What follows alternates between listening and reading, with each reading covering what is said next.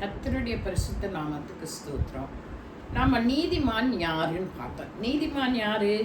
According to the Bible எசேக்கியேல் 18:9 சொன்னபடி, என் கட்டளைகளின்படி நடந்து என் நியாயங்களை கைக்கொண்டு உண்மையா இருக்கிறவன் எவனோ அவனே நீதிமான்.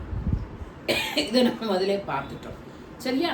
இப்போ கட்டளைகளின் படி நடக்கணும், அவருக்கு உண்மையா இருக்கணும் அப்படிங்கிற பாயிண்ட்ஸ் என்னென்னத்துல கட்டளை, என்ன உண்மையா இருக்கணுங்கிறது அதுவும் பைபிளில் ஒரு லிஸ்ட்டு கொடுத்துருக்கு. உங்களுக்கு தெரியுமா? நான் உங்களுக்கு அதை விலைக்கு காட்ட, தெரிஞ்சவங்க கேட்டுக்கோங்க, தெரியாதவங்க உங்களை அதை வச்சு செக் பண்ணி சரி பண்ணிக்கோங்க. சரியா?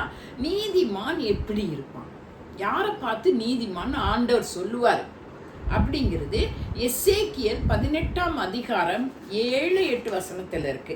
நம்ம 9 தான் பார்த்தோம் இல்லையா? இப்போ 7-8 நீங்கள் படிச்சிங்கன்னா அதில் ஒரு பெரிய லிஸ்ட்டு கொடுத்துருக்கிறாரு தேவர். அந்த லிஸ்ட்டு படி நம்ம இருக்கமா?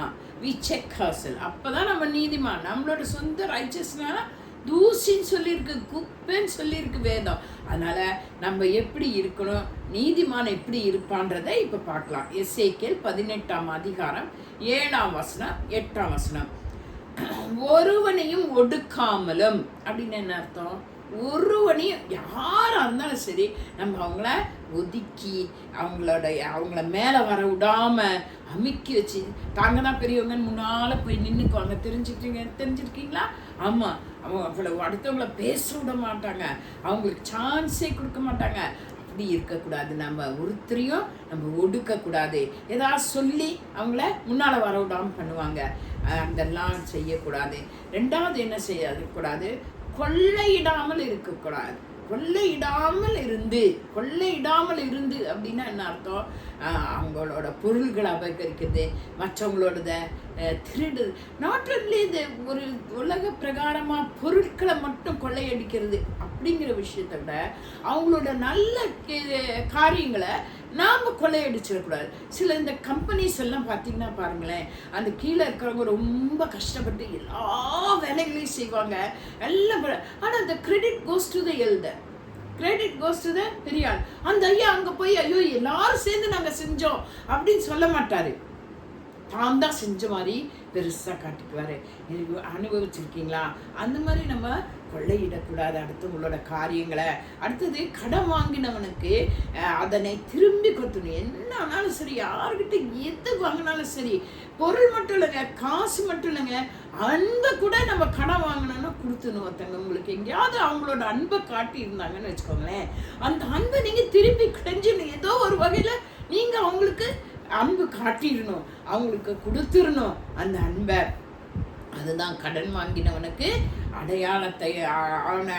அடமானத்தையே திரும்பி கொடுத்துடணும், அவனுக்கு கொடுத்துடணும், ரெசிப்ரோகேட் பண்ணிடணும். உங்களுக்கு செய்த நன்மையை உங்களுக்கு அவன் காட்டி, ஒரு அன்பு காட்டி உங்களுக்கு காப்பாற்றினா பார்த்தீங்களா, உங்களுக்கு செய்தான் பார்த்தீங்களா, அதை நீங்களும் அவங்களுக்கு அன்பு காட்டி செய்திடணும்.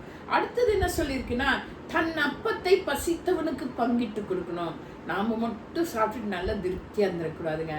ஏழைங்க எவ்வளோ பேர் சாப்பிடாமல் இருக்கிறாங்க. அது பசிச்சிருக்கவனுக்கு நீ ஆகாரத்தை பங்கிட்டு கொடுத்துரு. உனக்கு மிகுதியாக இருக்கிறதுல, உனக்கு இருக்கிறதுல கொஞ்சத்தில் அவனுக்கு கொடுத்துரு. அடுத்தது என்ன சொல்கிறது? வஸ்திரமில்லாதவனுக்கு வஸ்திரம் கொடு. ரோட்டில் எத்தனை பேருங்க குளிருக்கு காஞ்சிட்டு இருக்காங்க, இப்படியே பயமாக இருக்காங்க, அவங்களுக்கு வஸ்திரமே இல்லை, மாற்று வஸ்திரம் அழுக்காக இருக்காங்க. நம்ம எத்தனை வச்சுருக்கோம்? நம்ம வஸ்திரத்தை அவங்களுக்கு கொடுங்க. அதே போல் வட்டிக்கு கொடாமல். இது ரொம்ப நிறைய பேர் என்ன பண்ணுவாங்கன்னா, நான் 100 ரூபா கொடுக்குறேன், நீ 105 ரூபாயா திரும்பி கொடுக்கணும். இதுதான் வட்டி. இதுதான் வட்டி வாங்குறதுங்கிறது. நான் 1000 ரூபா கொடுக்குறேன், எனக்கு 1050 ரூபா திரும்பி கொடுக்கும்போதே அப்படின்னு வட்டிக்கு கொடுக்கக்கூடாதுங்க. கிறிஸ்தவங்க இந்த பிஸ்னஸை செய்யாதீங்க. ஆண்டவருக்கு பிரியமில்லாத காரியம். வேதத்தின்படி வட்டிக்கு காசு கொடுக்கறது தப்பு. நீங்கள் கொடுங்க, இல்லாதவனுக்கு கொடுங்க, ஆனால் அதிகமாக கேட்டு திரும்பி வாங்காதீங்க. அடுத்தது என்ன சொல்லிங்கன்னா, பொலிசை வாங்காமல். பொலிசைனா என்ன? பொலிசைனா லஞ்சம் வாங்குறது. லஞ்சம் வாங்குறது. எத்தனை அதிகாரிகள் லஞ்சம் வாங்குறாங்க தெரியுங்களா? இவ்வளோ காசு கொடுத்தா இவ்வளோ டிமாண்ட் பண்ணுறாங்க, இவ்வளோ காசு கொடுத்தா இந்த காரியம் செய்வேன், இவ்வளோ பார்த்தா நான் கேட்கல அடுத்தவர் கேட்குறார் அப்படின்னு சொல்லி எல்லாம் வாங்கி கொடுக்குறாங்க. நாங்கள் கேள்விப்பட்டிருக்கோம்ல, நம்மளே அப்படி எத்தனை காரியத்தில் செஞ்சுருக்கோம். நம்ம ஒரு காரியத்துக்கு போகும்போது அதிகமான பணம் கொடுத்து அந்த செயல்பட வைக்கிறோம் இல்லைங்களா? அதனால் அந்த அதிகாரிகள் தயவுசெய்து லஞ்சம் வாங்காதீங்க. உங்களோட ரைட் என்ன, நீங்கள் என்ன செய்ய முடியும், என்ன அக்கார்டிங் டு த ரூல்ஸ் செய்யணுமோ அதை செய்யுங்க.